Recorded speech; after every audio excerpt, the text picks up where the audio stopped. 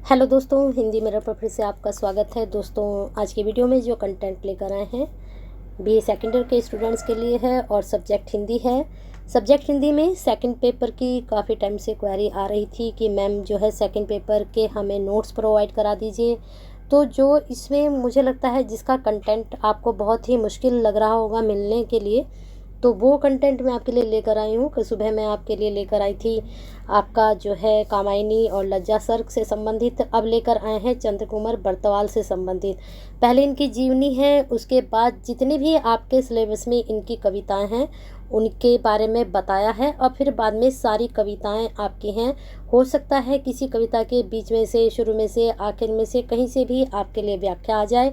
एक चीज़ और क्लियर कर देना चाहती हूँ, आपका जो पेपर का पैटर्न है 100 नंबर का भी बन सकता है और 75 का नंबर का भी बन सकता है।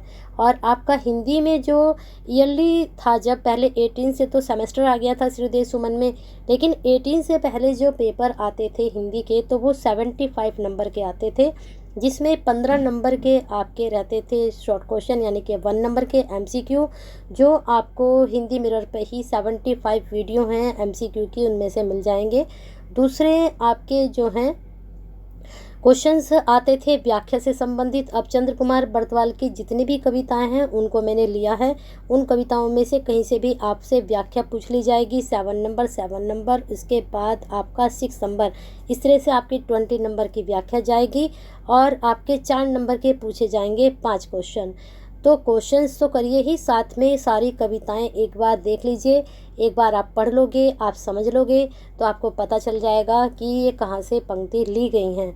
सारी कविताएं नहीं याद रहती हैं, मुझे भी पता है, बहुत सारी कविताएं हैं नहीं याद रहती हैं, लेकिन जब आप कविता की पंक्ति पढ़ते हो, किसी पैराग्राफ को पढ़ते हो, तो अगर आप उस कविता के बारे में थोड़ा बहुत भी जानते हो तो उन कविताओं की जो पंक्ति आई हैं उनसे अंदाज़ा हो जाता है कि ये कविता वहाँ की पंक्ति वहाँ से ली गई हैं। तो इसलिए मैं पहले थोड़ा सा समझाऊंगी उन कविताओं के बारे में, फिर आप स्क्रीनशॉट ले लेना। चलिए शुरू करते हैं। पहले चंद्र कुमार बर्तवाल की जीवनी है। इनका जन्म 20 अगस्त 1919 को हुआ था। सारी जीवनी इनकी पढ़ लीजिए। जीवनी मैं नहीं पढ़ा रही हूँ, जीवनी का आप स्क्रीनशॉट ले लीजिए, यहाँ से यहाँ तक का ले लीजिए, फिर आगे का मैं दिखा रही हूँ। मैं कविताओं के बारे में आपको बताऊँगी। अब यहाँ से यहाँ तक का आप ले लीजिए स्क्रीनशॉट, या इसको पोस्ट करके आप पढ़ लीजिए वीडियो में। स्क्रीनशॉट नहीं लेना चाहते, स्क्रीनशॉट भी इतने कहाँ तक लोगे आप, तो पोस्ट कर लीजिए वीडियो को, इसके पॉइंट्स जो हैं नोट डाउन आप कर लीजिए। अब जैसे इनकी रचनाएं हैं ये सब आप पढ़ लीजिए। अब आपके सिलेबस में मेघनंदिनी भी है, जीतू भी है, ठीक है। तो चलिए आगे देखते हैं। कविता के अतिरिक्त इन्होंने एकांकी भी लिखे हैं, एकांकी इनका परिणय है। चलिए आगे देख लीजिए। नामक संकलन में संग्रहित है और 28 वर्ष 24 दिन ही जिए थे। कितने साल जिए थे? आयु के सिर्फ 28 वर्ष और 24 दिन जिए थे और अल्प आयु में ही इनकी मृत्यु हो गई थी, ठीक है।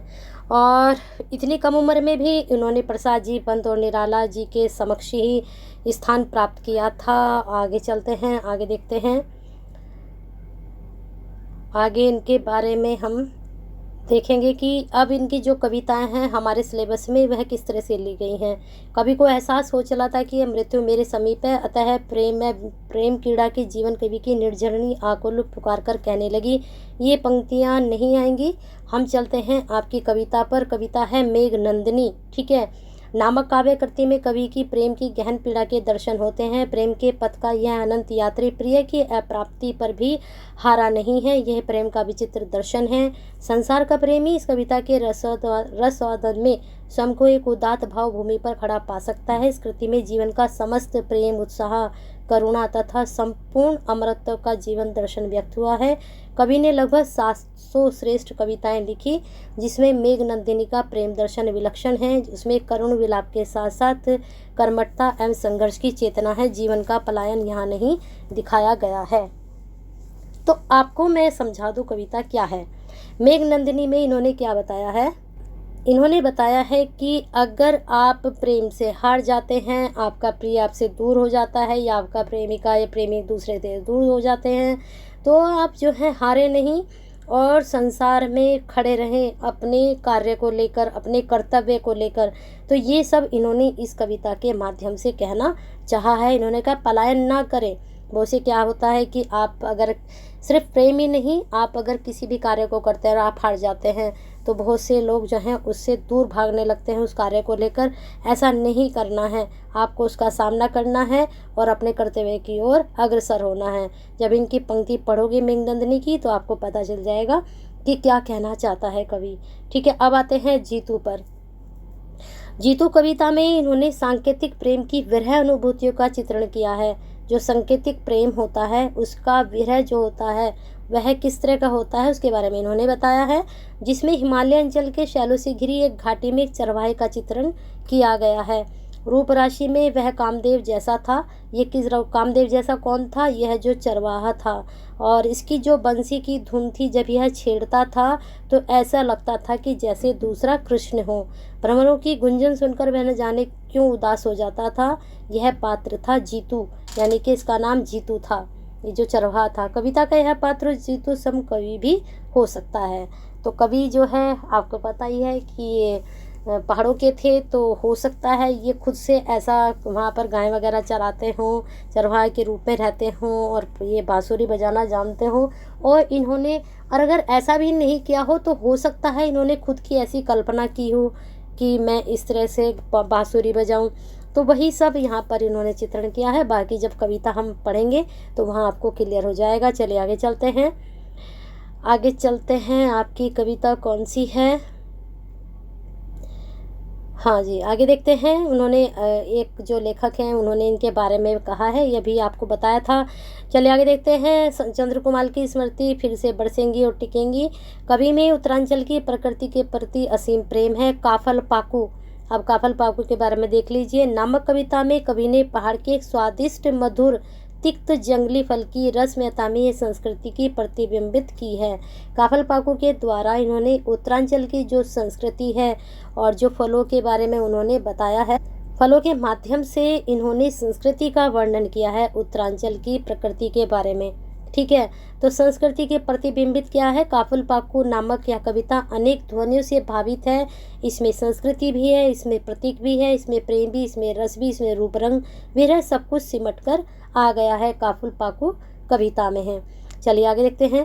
प्रकृति के बहुरंगी चित्रों की क्रीड़ा करने वाले इस कवि को कालनागिनी और हेमंत प्रभात नामक कविता भी निराशा आशा के प्रतीकों को उभारने के साथ अनेक बिंबों को सर्जन करती चलती है। तो इसके बारे में भी इन्होंने क्लियर कर दिया है। अब इन्होंने डॉक्टर गोविंद चातक ने कवि के विषय में कहा है। डॉक्टर गोविंद चातक ने, चंद्रकुमार बरतवाल की ये कविता आप पढ़ रहे हो। मृत्यु के कारण एहसास, गोविंद चातक जो है BA थर्ड ईयर में है। मृत्यु के कारण एहसास, प्रेम की पीड़ा और प्रकृति की छाया में बिताए गए जीवन की संवेदना ने चंद्रकुमार के काव्यों के हृदय की एक अद्भुत विराटता, सरलता, ऋषियों जैसी पावन सौम्यता प्रदान की है। तो ये तो कवि के अपने विचार हैं, इसके बारे में तो कोई खास आपको नहीं पढ़ना है। आपको तो क्या पढ़ना है? कविताओं के बारे में और कविता और जो कवि हैं उनके बारे में। अब देख लीजिए मेघनंदिनी यहाँ से शुरू हो चुकी है। मैं धीरे धीरे स्क्रॉल करती जाऊंगी और आप इसके स्क्रीनशॉट लेते जाना या वीडियो को पोस्ट करके पढ़ लेना, क्योंकि कहीं से भी कोई भी पंक्ति आपसे पूछी जा सकती है। चलिए आगे देखते हैं।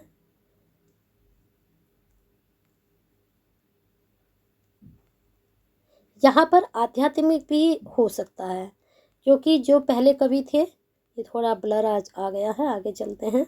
यहाँ पर हेमंत प्रातः है, देख लीजिए। सुबह के बारे में, जो हेमंत की जो सुबह होती है उसके बारे में यहाँ बताया गया है।